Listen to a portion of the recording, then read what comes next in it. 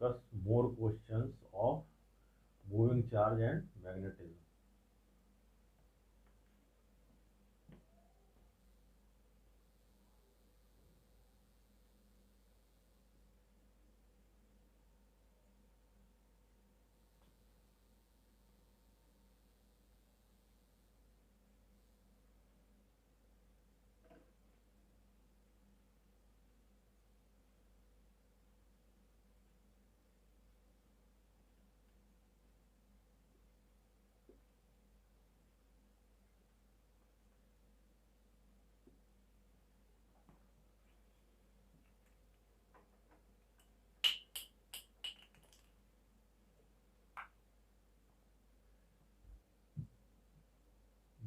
Two similar coils of radius r are lying concentrically with their planes at right angle to each other. The currents flowing in them are I and 2I respectively. The resultant magnetic field induction at the center will be. दो coils हैं concentrically रखी हुई हैं, लेकिन इनके plane एक दूसरे के परपेंडिकुलर है। मतलब एक अगर ऐसी है तो दूसरी कॉइल इस तरह से रखी हुई है, इस तरह से, ठीक, इस तरह से रखी हुई है यूं। मतलब एक कॉइल अगर ऐसी है तो एक कॉइल ऐसी है, और दोनों की जो सेंटर है वो एक ही है, कंसेंट्रिकली रखी हुई है। तो इस पर बीच में सेंटर पर उसका मैग्नेटिक इंडक्शन निकालना है। तो आपको पता है कि जो ये वाली कॉइल होगी, अगर सपोज करो इसमें एंटी क्लॉकवाइज करंट फ्लो कर रही होगी, तो एंटी क्लॉकवाइज करंट फ्लो होने की वजह से क्या होगा, इसमें इस साइड की तरफ सपोज करो ये रखी इस तरफ से, तो इसमें एंटी क्लॉकवाइज करंट फ्लो हो रही होगी। तो यहाँ पे इस डायरेक्शन में मैग्नेटिक फील्ड बन रही होगी, ठीक है। और दूसरी सपोज करो ऐसी रखी है, इसकी इस तरह से, एक यूं रखी है एक यूं रखी है। तो यूं रखी होगी तो इसमें मैग्नेटिक फील्ड किस डायरेक्शन में बन रही होगी, इस डायरेक्शन में। तो एक की मैग्नेटिक फील्ड इस डायरेक्शन में होगी और दूसरे की मैग्नेटिक फील्ड इस डायरेक्शन में होगी। तो इस वाले की डायरेक्शन में अगर ये इस तरह है तो इसकी इधर को होगी आउटवर्ड, और इसकी आउटवर्ड इधर को होगी। तो होगा क्या कि इन दोनों की जो रिजल्टेंट मैग्नेटिक फील्ड होगी, दोनों 90 डिग्री में है, तो ये हो जाएगी v1 square plus v2 square का अंडर रूट, ठीक। तो ये कैसे आएगा, एक में आई करंट फ्लो कर रही हो, दूसरे में 2I करंट फ्लो कर रही है, ठीक। और दोनों की जो रेडियस है वो r है।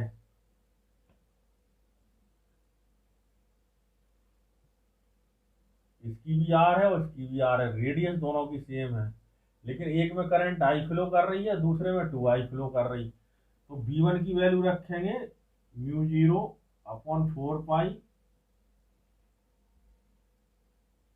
2 पाई I अपॉन r, ठीक है। तो इसकी वैल्यू रखेंगे μ0 upon 4 pi 2 pi into 2I upon r।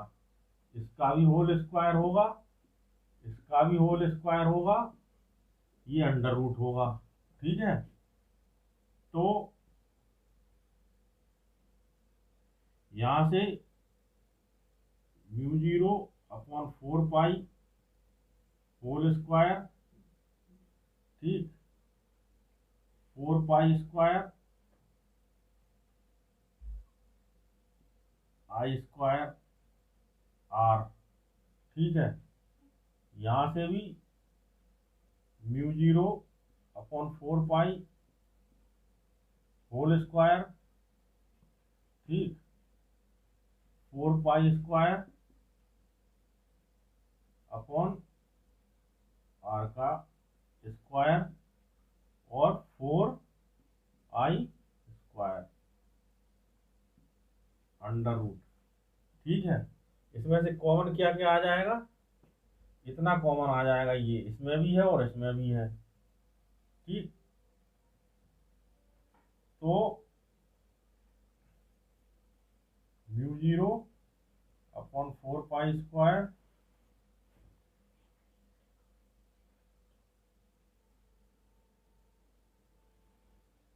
Mu zero upon 4 pi का whole square, 4 pi square R square और आई स्क्वायर कॉमन आ गया। ठीक है, तो यहाँ 1 हो गया और इधर 4 हो गया। ठीक,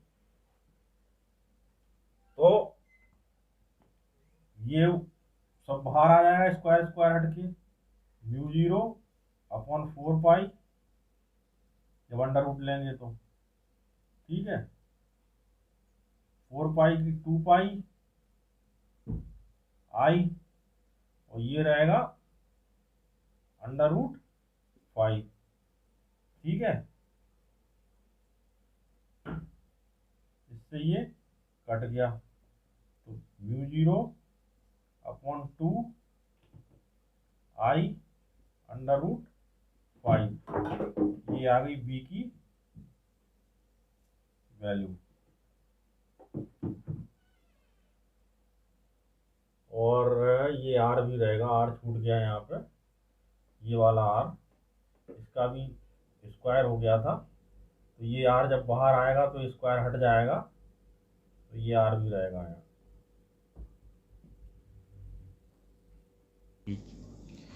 An alternating electric field of frequency nu is applied across the d's radius r of a cyclotron that is being used to accelerate proton mass is equal to m.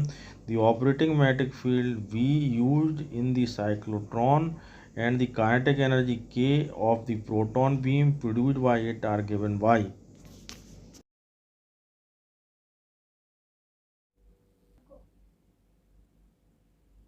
Cyclotron है जिससे एक्सलेट किया जाता है प्रोटॉन्स को।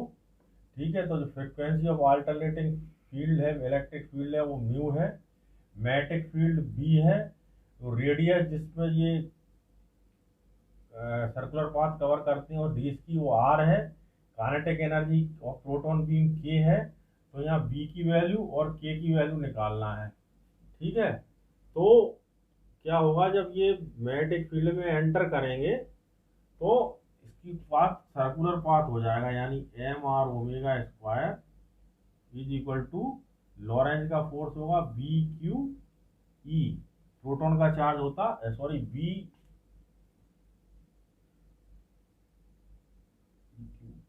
ई E V velocity. ठीक है, तो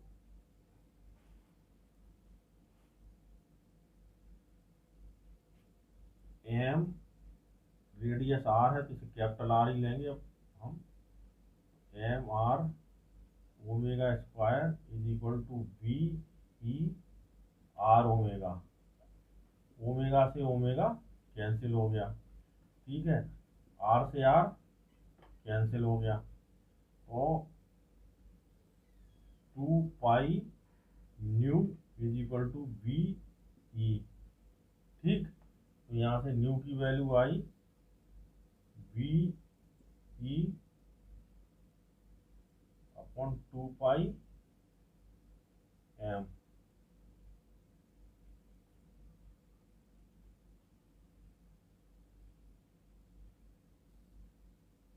निकालना है, सॉरी न्यू की वैल्यू निकालना, बी की वैल्यू निकालना है, तो यहाँ इसकी वैल्यू फाइंड करनी है, इसकी ये यहीं रहने देंगे,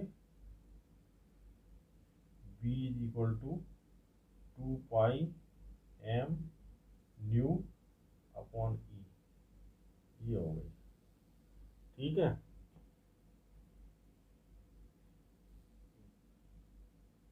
अब निकालना है काइनेटिक एनर्जी की वैल्यू, तो यहाँ से काइनेटिक एनर्जी कैसे निकलेगी, M B square upon R is equal to B E V. B से बी कैंसिल, ये हो गया पी बी ई। ठीक है, तो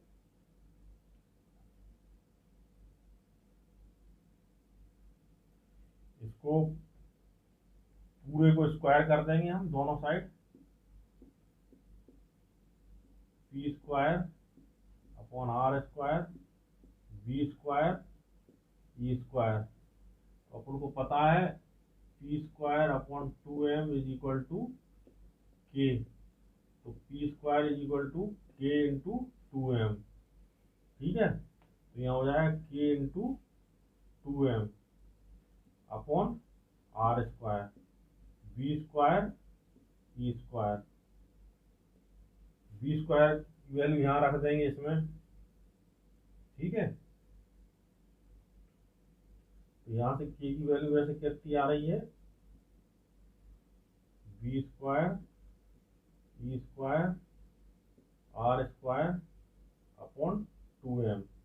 बी स्क्वायर की वैल्यू यहाँ से रख देंगे, तो 4 पाई स्क्वायर और M square nu square upon E square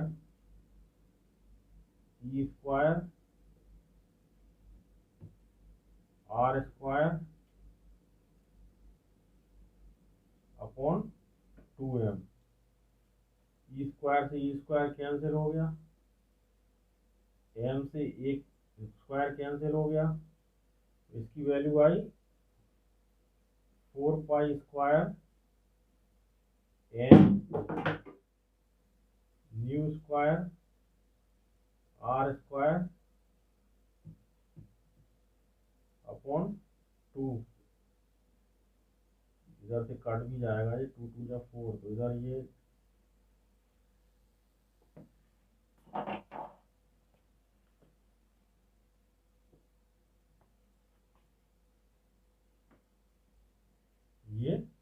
M nu square R square. तो therefore answer option 1 is correct.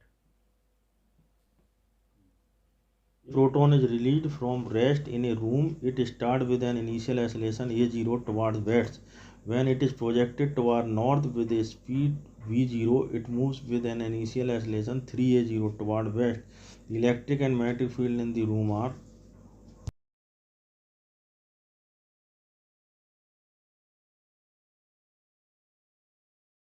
एक रूम है जिसमें इलेक्ट्रिक फील्ड और मैग्नेटिक फील्ड दोनों काम कर रही हैं। एक प्रोटॉन को a0 एक्सेलरेशन से वेस्ट की तरफ रिलीज कर देते हैं।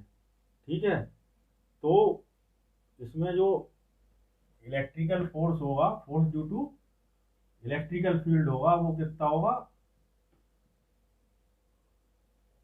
ई ई। ठीक है, तो ये हो जाएगा M a0 is equal to E E. ठीक है,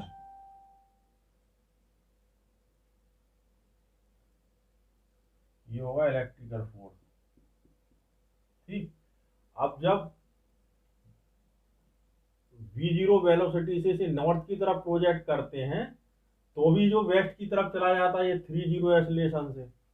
ठीक, तो होता क्या है कि जब हम पॉजिटिव चार्ज पार्टिकल को इस तरह से फ्लेमिंग के लेफ्ट हैंड रूल से देखेंगे कि क्या होगा, ये कहाँ को जा रहा है, इसमें इधर को जा रहा है, लेफ्ट वेस्ट की तरफ। यानी इसमें फोर्स किस तरफ किस डायरेक्शन में लग रहा, वेस्ट की तरफ लग रहा। इसका मूवमेंट की डायरेक्शन क्या थी, नॉर्थ की तरफ थी, ऊपर की तरफ थी। तो इसमें मैग्नेटिक फील्ड किधर को काम कर रही है, इसका मतलब नीचे की तरफ काम कर रही है। ठीक, डाउनवर्ड डाउनवर्ड काम कर रही।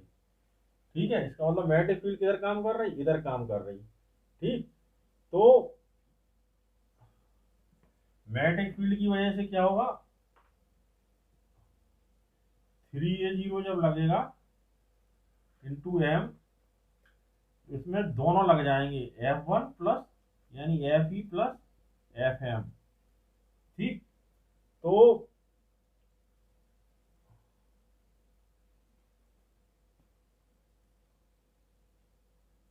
एफ एम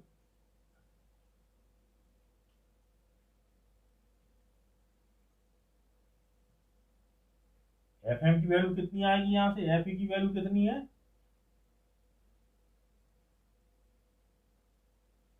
एफ ई की वैल्यू ये एम ए जीरो है। ठीक है, फर्स्ट केस में तो यहाँ M A zero is equal plus F M.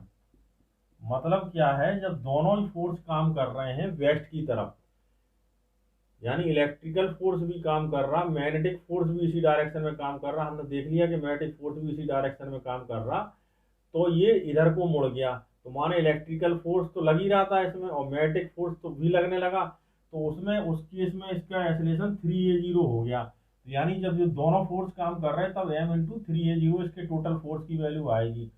तो यहाँ m3a0, तो एफ एम की वैल्यू कितनी आई, मैग्नेटिक फोर्स की 2ma0। ठीक है, अब मैग्नेटिक फोर्स कैसे निकलता है, इसमें पूछा क्या है,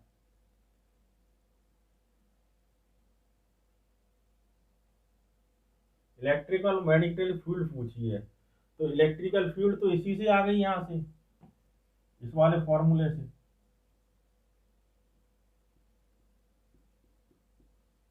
इलेक्ट्रिकल फील्ड आ गई E is equal to ma0 upon ये वाला E नीचे चला जाएगा।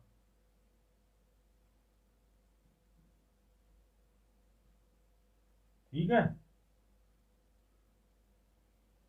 इससे इलेक्ट्रिकल फील्ड आ गई। अब मैग्नेटिक फील्ड कैसे निकालेंगे, मैग्नेटिक फील्ड में क्या होता है,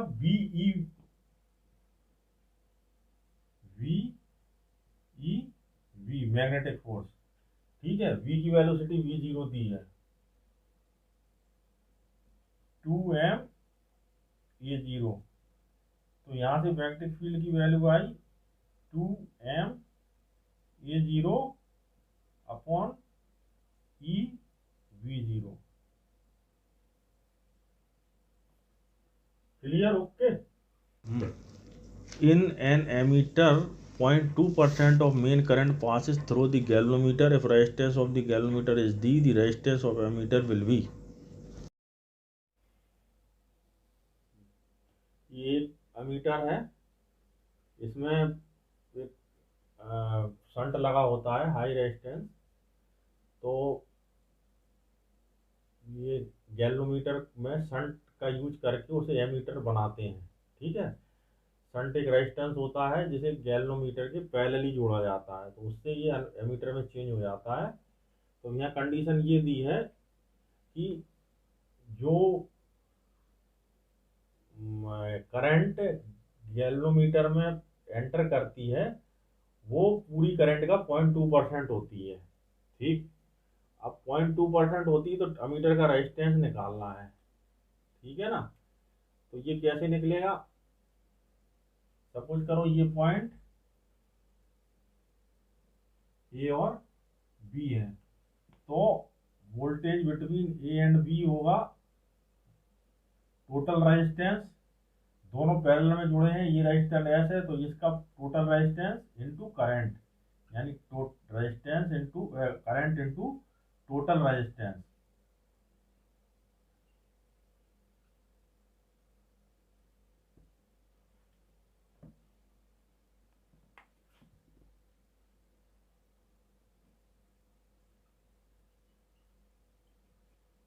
ठीक है,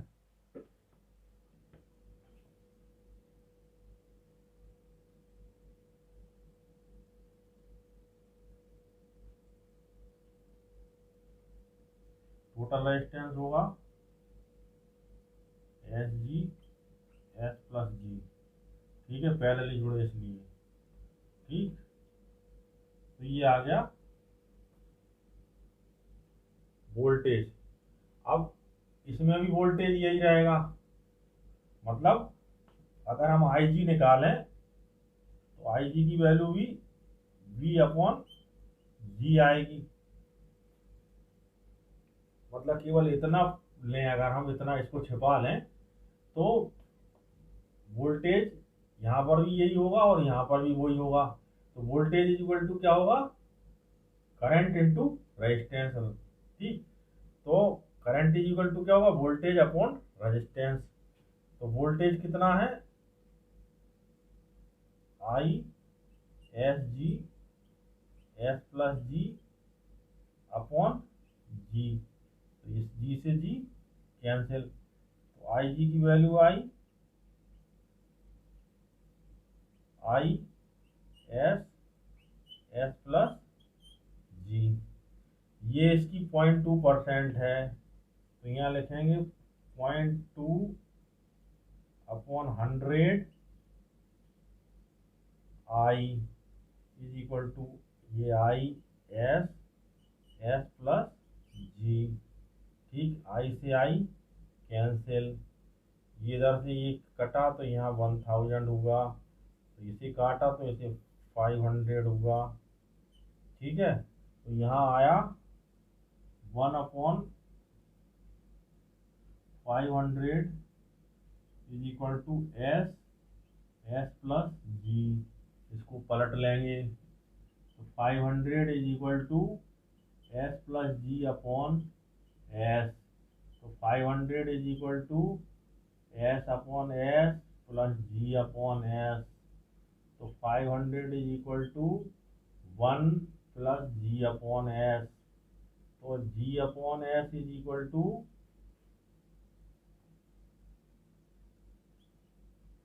490, इधर आ जाएगा ये 499। ठीक, तो S is equal to G upon 499। अब टोटल रेजिस्टेंस निकालना है, तो टोटल रेजिस्टेंस निकलेगा 1 upon R is equal to 1 upon S plus 1 upon G. ठीक है, तो 1 upon R is equal to 1 upon S की जगह रखेंगे 499 अपॉन जी, और इसकी जगह रखेंगे 1 अपॉन जी। एलसीएम आएगा जी, 499 प्लस ये होगा 500, 1 अपॉन आर, तो आर की वैल्यू होगी जी upon 500।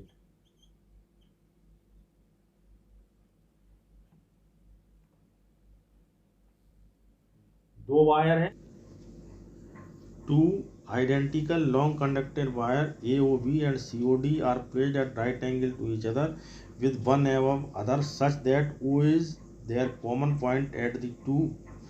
The wires carry I1 and I2 current respectively.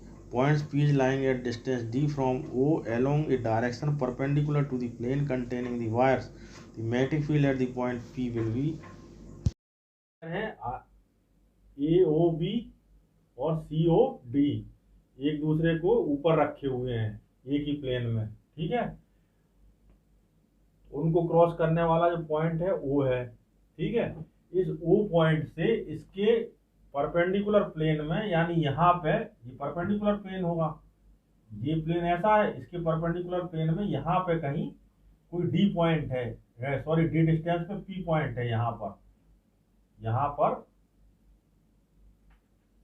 पर कोई P पॉइंट है।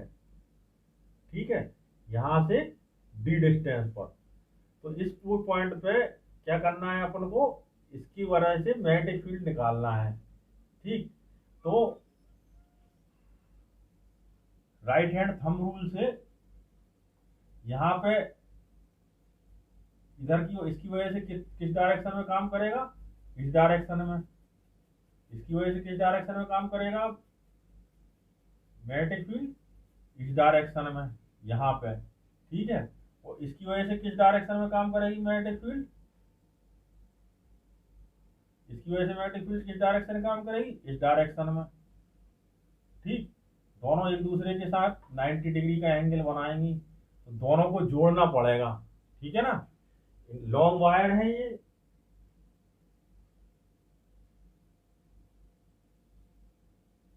लॉन्ग वायर है, तो लॉन्ग वायर की वजह से कितना होता है magnetic field, mu 0 upon 4 pi 2 I upon R यानी डी, ठीक है ना। तो यहाँ होगा म्यू जीरो V1 की वैल्यू अपॉन 4 पाई 2I1 डी, और V2 की वैल्यू होगी म्यू जीरो अपॉन 4 पाई 2I2 अपॉन डी। दोनों 90 डिग्री का एंगल बना रहे हैं, इसलिए ये ऐसे जुड़ाएंगे, V1 का स्क्वायर प्लस V2 का स्क्वायर अंडर रूट, ठीक है।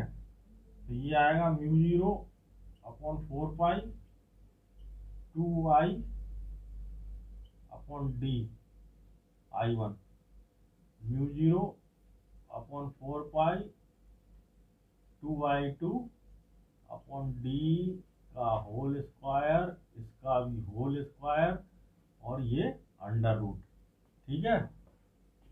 तो ये आएगा mu zero upon 4 pi 2 upon D का होल स्क्वायर और I1 का स्क्वायर I2 का स्क्वायर, ठीक है। तो ये सब बाहर आके स्क्वायर खत्म हो जाएगा इनका, mu zero upon 4 pi 2 upon D I1 का स्क्वायर प्लस I2 का स्क्वायर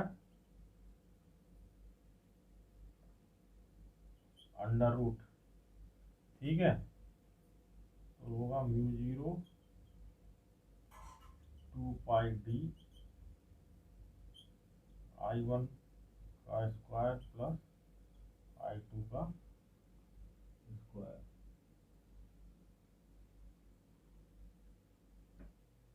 ये आंसर हो गया डी।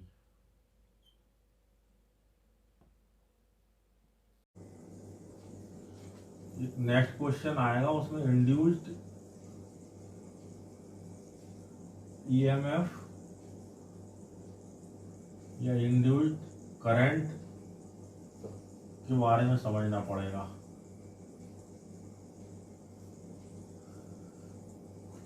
इस तरह से कोई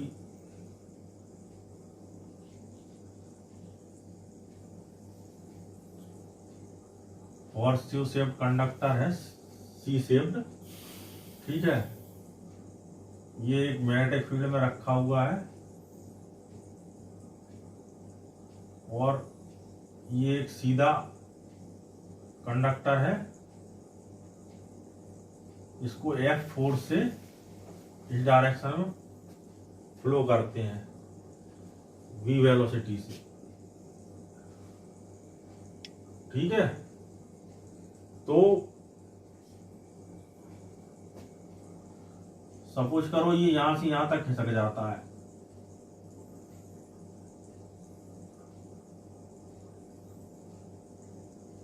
delta x,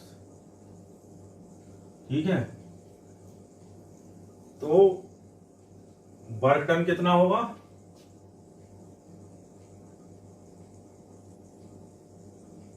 delta we into Q, ठीक है। तो डेल्टा वी कितना होगा, यानी induced EMF W upon Q, ये फोर्स लगा रहे हैं हम इसमें, ठीक।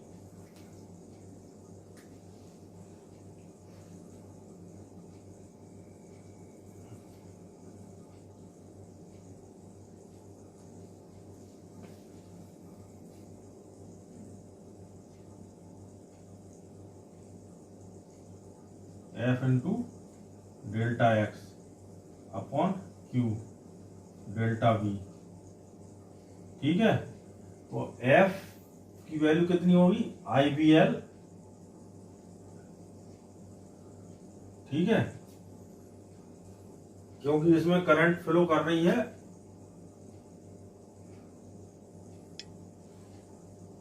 इस डायरेक्शन में, ठीक। मतलब फोर्स जो लग रहा है इस डायरेक्शन में लग रहा, मैग्नेटिक फील्ड इस डायरेक्शन में है, फोर्स इस डायरेक्शन में लग रहा, तो करंट किस डायरेक्शन में फ्लो करेगी, करंट इस डायरेक्शन में फ्लो कर रही होगी, तभी फोर्स इस डायरेक्शन में लगेगा, करंट इस डायरेक्शन में फ्लो कर रही होगी। ठीक, तो IBL डेल्टा एक्स की वैल्यू कितनी होगी, V इंटू टी, और Q की वैल्यू I इंटू टी। Capital V is equal to T से T कैंसिल, I से I कैंसिल, तो V इज इक्वल टू हो जाएगा VLV, और यहाँ पे पता सपोज करो VQV साइन थीटा था F की वैल्यू, तो यहाँ साइन थीटा भी रहेगी, साइन थीटा। ये किसी भी मैग्नेटिक फील्ड में अगर इसको खिसकाएंगे किसी भी कंडक्टर को, तो उसमें इंड्यूस्ड EMF इससे निकलेगा। ठीक, अब अगर नॉर्मली इसमें कोई करंट नहीं फ्लो कर रही है, ठीक है, और हम इसको खींच रहे हैं इस डायरेक्शन में, तो क्या होगा कि, और ये V वेलोसिटी से खिसक रहा है। ठीक, V वेलोसिटी से मतलब क्या है, डेल्टा एक्स टाइम में टी टाइम में डेल्टा एक्स डिस्टेंस कवर करेगी ये, तो क्या होगा, राइट हैंड फ्लेमिंग रूल लगेगा इसमें इंड्यूस्ड करंट के लिए। राइट हैंड फ्लेमिंग रूल क्या होगा कि ये मैग्नेटिक फील्ड की डायरेक्शन होती है, ठीक है, ये मूवमेंट की डायरेक्शन होती है, ये क्या होती, अंगूठे की डायरेक्शन, मूवमेंट की डायरेक्शन होती है। थंब जो होता है वो मूवमेंट की डायरेक्शन को शो करता है। ठीक है, आई जो है इंड्यूस्ड करंट, यानी वो किससे आएगी, मिडिल फिंगर से आएगी,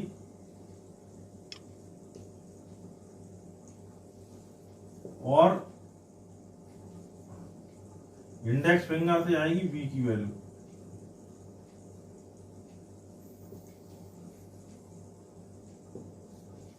तो अगर इसमें पहले से कोई करंट नहीं फ्लो कर रहा है, ठीक, कोई भी करंट अगर फ्लो नहीं कर रहे हैं, तो ये क्या होगा, जब इसमें कोई भी करंट फ्लो नहीं कर रहे और इसको इस तरफ से खींच रहे हैं इस डायरेक्शन में, तो इसमें जो करंट फ्लो करेगी वो इंड्यूस्ड करंट इस डायरेक्शन में फ्लो करेगी ऐसे, और ये एक इस तरह का पूरा सर्किल कवर करेगी, यहां से जाएगी इधर से वापस लौटेगी। और जो हमने पहला केस बताया था उसमें क्या कर रहे थे, करंट पहले से फ्लो हो रही थी, तो जब करंट फ्लो हो रही थी तो फोर्स इस डायरेक्शन में लग रहा था, तो जब फोर्स इस डायरेक्शन में लग रहा था तो ये अपने आप खिसक रहा था, ये इसको पकड़ के खींचना नहीं पड़ रहा था, ये अपने आप खिसक रहा था। सपोज करो डेल्टा एक्स खिसकता है ये, क्योंकि करंट ऑलरेडी फ्लो कर रही है इस डायरेक्शन में, तो करंट फ्लो कर रही, तो फ्लेमिंग लेफ्ट हैंड रूल से क्या होगा, ये मैग्नेटिक फील्ड की डायरेक्शन है, ये फोर्स की डायरेक्शन है, करंट इस डायरेक्शन में फ्लो कर रही, तो ये अपने आप इधर को खिसकेगा। तो जब तू इधर को खिसकेगा तो ये डेल्टा एक्स डिस्टेंस कवर करेगा टी टाइम में, तो इससे अपन W निकाल लेंगे और इससे इसका वो निकल आएगा पोटेंशियल डिफरेंस। ठीक, तो इस तरह से इंड्यूस्ड EMF और इंड्यूस्ड करंट की डायरेक्शन निकाल सकते हैं अपन। इंड्यूस्ड करंट की डायरेक्शन निकलती है फ्लेमिंग के राइट हैंड रूल से।